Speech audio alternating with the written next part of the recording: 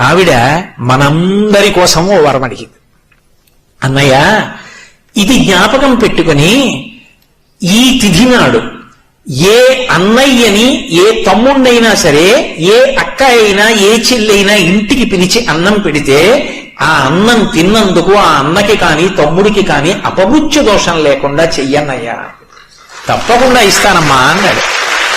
అంతేకాదమ్మా, నీలాంటి చెల్లెలు ఉన్నందుకు పొంగిపోతున్నాను. విశాల హృదయంతో అడిగావు.